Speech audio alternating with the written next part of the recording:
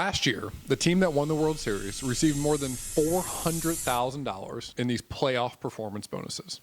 In fact, there was a year when I was playing that I received roughly $100,000 in these performance bonuses, and I never played one inning that season for the team.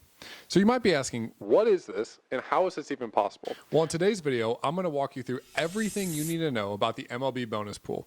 So whether you're a fan out there or if you're a player out there, you're going to know how the money gets paid, how that gets collected, who gets it, and if you're a player out there, what you should be thinking about with this money. So let's dive in. If we haven't met before, my name is Jacob Turner. I'm a former Major League Baseball player, and I'm the co-founder of Moment Private Wealth, a financial planning firm that specifically helps athletes and entrepreneurs build and protect wealth. And like I mentioned, today's video is all going to be about the MLB bonus pool.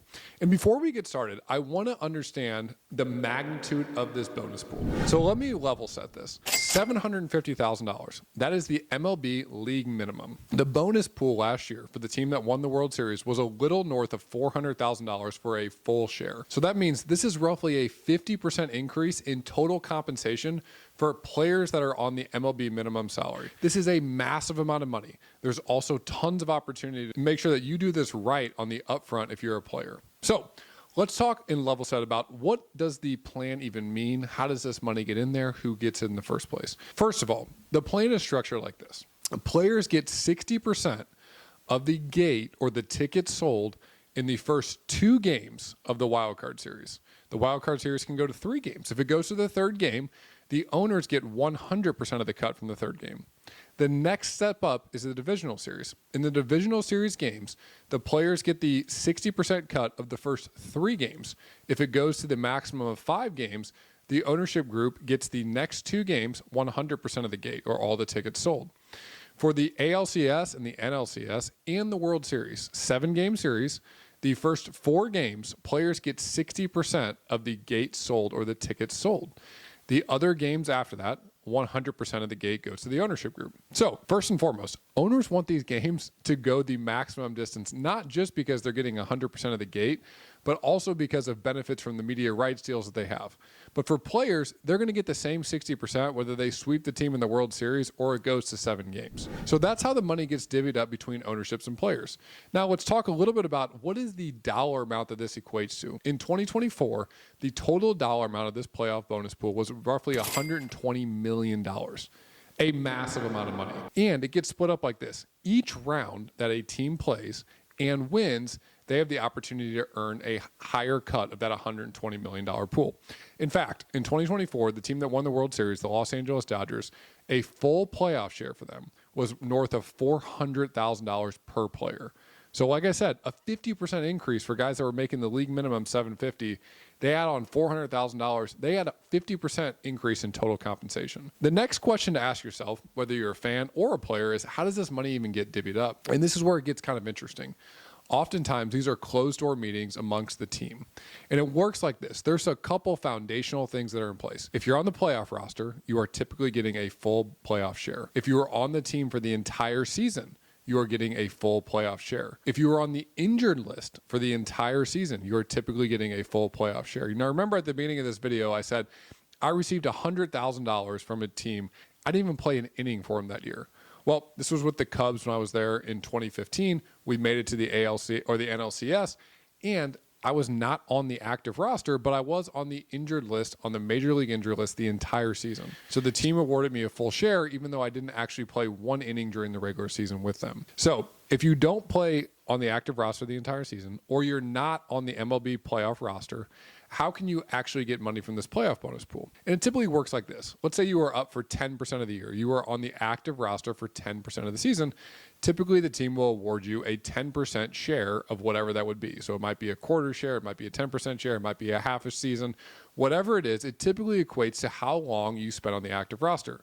Now, there are exceptions to this. If a team and players feel like you had a massive contribution to the team, they can always award you that full share. This is voted on by the players.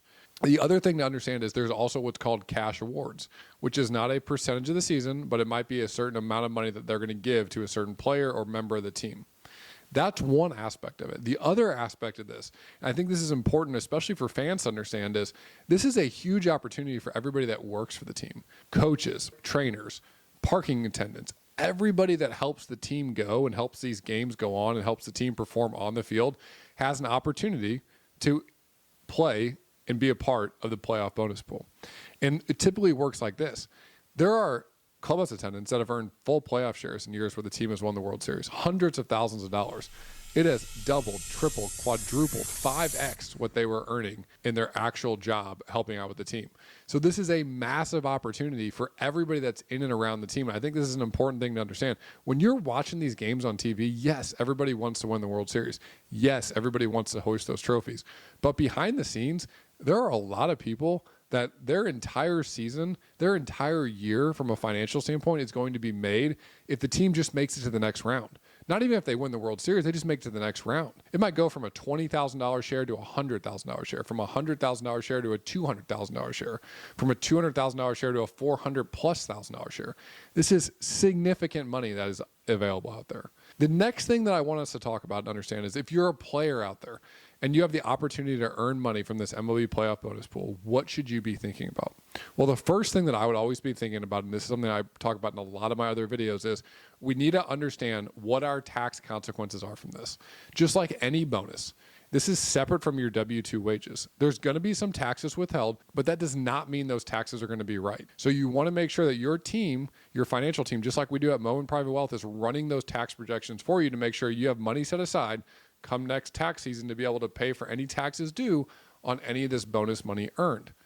The second aspect I want you to understand is, while this might feel like a cherry on top, in a lot of ways it is, we should be planning for this money just like we'd be planning for any W-2 salary that we have coming in through the season. And the reason why I want to stress this so much is our careers are not going to last forever. We are not going to be in the playoffs every single year. So while it might be easy to take this couple $100,000 that comes in and go buy a fancy new car or go on some crazy vacation, and it is okay to reward yourself with something, we should still be saving a significant portion of this money.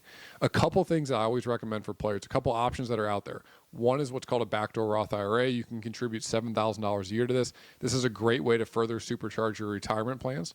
The other way is a taxable brokerage account. There's no income limitation to this. This is money that you can have access to right now outside of your retirement account bucket. Those are two great ways to be able to potentially invest this money and make sure that you are taking advantage of it, because I cannot stress this enough. Every player is going to be a former player a lot longer than you're a current player. As always, my goal is to help you get smarter with your money. So if you're into that sort of thing, make sure you follow along for any future videos. I'm going to be continuing to talk about ways that players can get smarter with their money, that fans can better understand the combination between sports and business. So make sure you subscribe so you don't miss any future videos. Until next time, my friends.